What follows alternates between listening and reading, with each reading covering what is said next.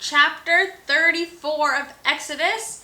I am reading out of the NLT, but grab your Bible if you want to follow along, whatever version you have.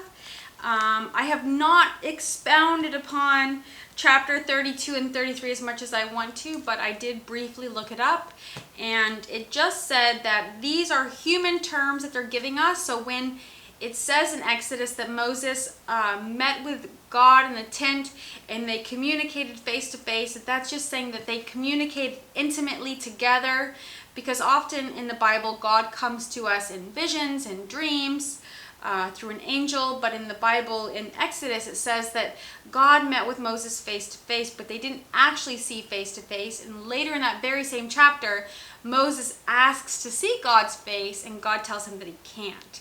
But God was able to meet with Moses intimately. So what a beautiful thing that Moses got to experience. And yet, Moses still made a lot of mistakes. There's a part earlier in Exodus that we've already read where they sit down and eat with God. And Aaron was there, and then he goes on to make a golden calf god. So humans are quite a disaster, and God loves us anyway. And that's really a blessing, because I have made so many mistakes. But every day I just ask for forgiveness, and I continue to try to grow closer to God. Anyways, let's go ahead and read Exodus chapter 34. A new copy of the covenant. Then the Lord told Moses, "Chisel out 2 stone tablets like the first ones. I will write on them the same words that were on the tablets you smashed. Be ready in the morning to climb up Mount Sinai and present yourself to me on the top of the mountain. No one else may come with you. In fact, no one is to appear anywhere on the mountain. Do not even let the flocks or herds graze near the mountain." So Moses chiseled out 2 tablets of stone like the first ones. Early in the morning he climbed Mount Sinai as the Lord had commanded him, and he carried the 2 stone tablets in his hands. Then the Lord came down in a cloud and stood there with him. As he called out his own name, Yahweh, the Lord passed in front of Moses, calling out, "Yahweh the Lord, the God of compassion and mercy. I am slow to anger and filled with unfailing love and faithfulness. I lavish unfailing love to 1,000 generations. I forgive iniquity, rebellion, and sin.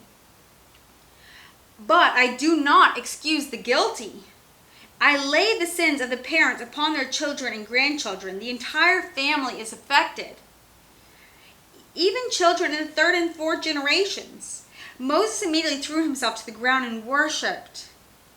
And he said, "O Lord, if it is true that I have found favor with you, then please travel with us. Yes, this is a stubborn and rebellious people, but please forgive our iniquity and our sins. Claim us as your own special possession."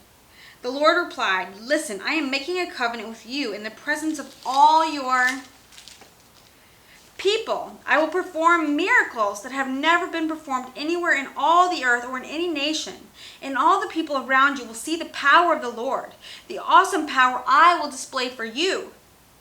But listen carefully to everything I command you today. Then I will go ahead of you and drive out the Amorites, Canaanites, Hittites, Perizzites, Hivites, and Jebusites. Be very careful never to make a treaty with the people who live in the land where you are going. If you do, you will follow their evil ways and be trapped. Instead, you must break down their pagan altars, smash their sacred pillars, and cut down their Asherah poles. You must worship no other gods, for the Lord, whose very name is jealous, is a God who is jealous about his relationship with you. You must not make a treaty of any kind with the people living in the land. They lust after their gods, offering sacrifices to them. They will invite you to join them in their sacrificial meals, and you will go with them. Then you will accept their daughters who sacrifice to other gods as wives for your sons. And they will seduce your sons to commit adultery against me by worshiping other gods. You must not make any gods of molten metal for yourselves. You must celebrate the festival of unleavened bread. For 7 days the bread you eat must be made without yeast, just as I commanded you. Celebrate this festival annually at the appointed time in early spring in the month of Abib, for that is the anniversary of your departure from Egypt. The firstborn of every animal belongs to me, including the firstborn males. from your herds of cattle and your flocks of sheep and goats. A firstborn donkey may be bought back from the Lord by presenting a lamb or young goat in its place. But if you do not buy it back, you must break its neck. However, you must buy back every firstborn son. No one may appear before me without an offering. You have 6 days each week for your ordinary work, but on the seventh day you must stop working, even during the seasons of plowing and harvest.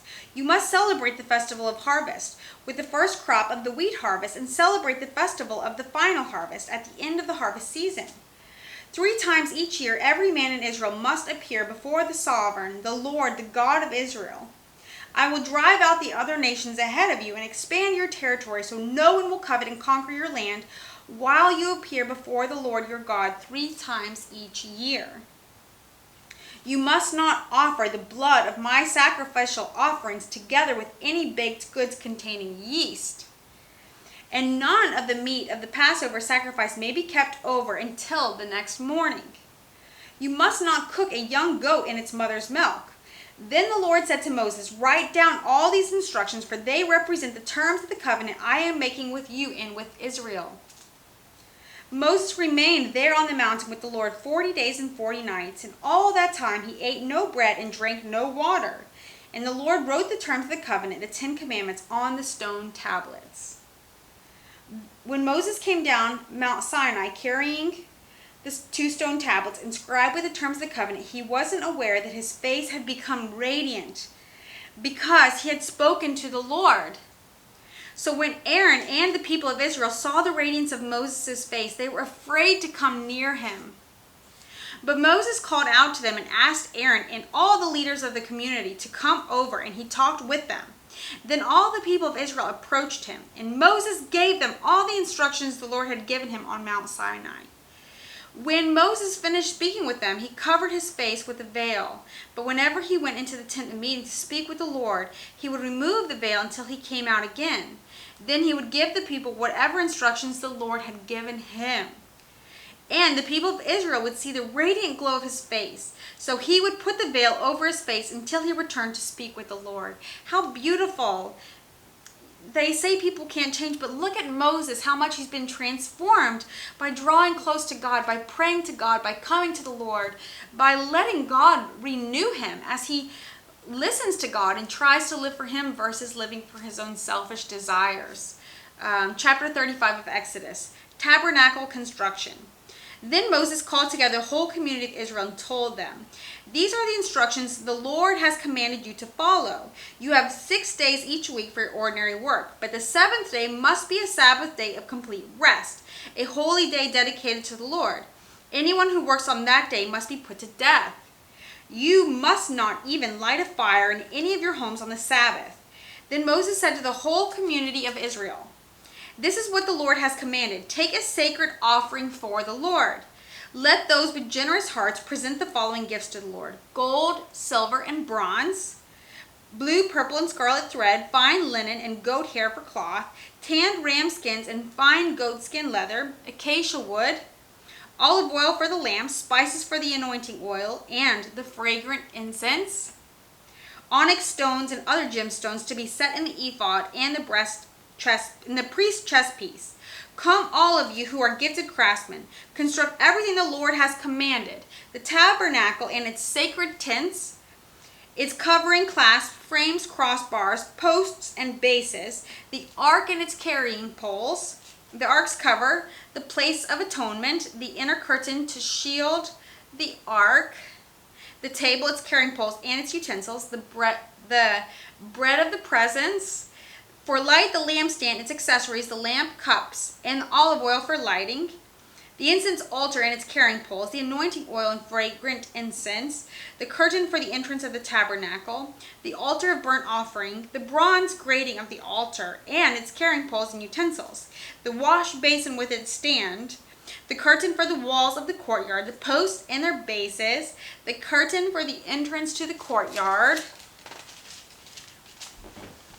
the tent pegs of the tabernacle and courtyard and their ropes, the beautifully stitched garments for the priest to wear while ministering in the holy place, the sacred garments for Aaron, the priest, and the garments for his sons to wear as they minister as priests. So the whole community of Israel left Moses and returned to their tents.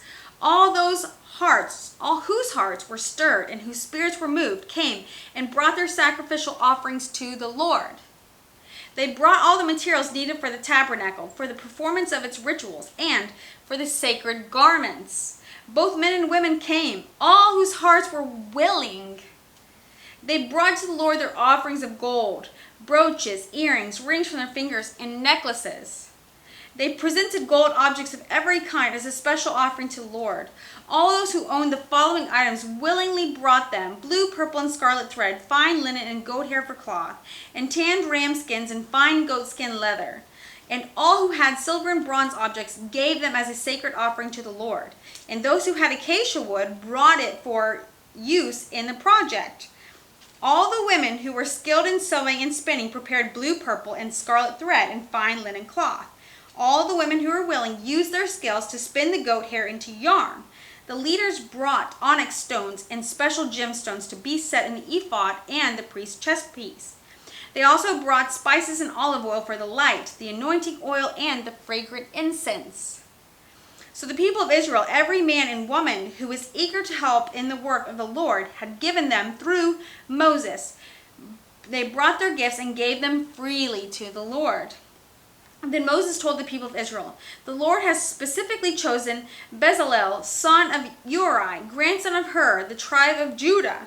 The Lord has filled Bezalel with the Spirit of God, giving him great wisdom, ability, and expertise in all kinds of crafts." Amen. He is a master craftsman, expert in working with gold, silver, and bronze. He is skilled in engraving and mounting gemstones and in carving wood. So talented. He is master at every craft, and the Lord has given both him and Holiab, son of Ahisamach, of the tribe of Dan, the ability to teach their skills to others. The Lord has given them special skills as engravers, designers, embroiders in blue, purple, and scarlet thread of fine linen cloth, and weavers. They excel as craftsmen and as designers. Amen. So chapter 36 of Exodus is coming next. And you see that Bezalel, he was gifted not in specific healings and miracles. His service to God was in his craft. And God used him in a mighty way because he was talented in these crafts to help build and engrave and teaching others to do the same. So God doesn't call us all to be miracle workers. In fact, I think God is the ultimate miracle worker.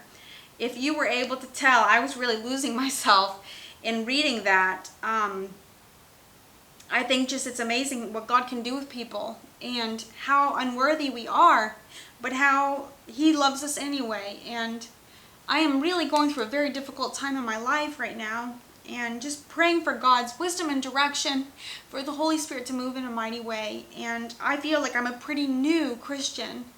I've been a Christian for a long time, but haven't walked with God the way that I should, and was baptized around the age of 30. I'm 35.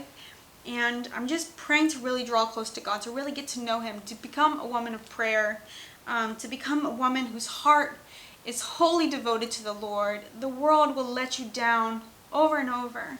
And I am praying that my road maybe gets easier, but if it doesn't, I know that God is with me and God is good. And even our trials and tribulations, God uses them and God has a purpose for them. So I promise, whatever you're going through, you're not alone. Don't give up. God is good, and he wants you to come to him. He wants you to pray to him.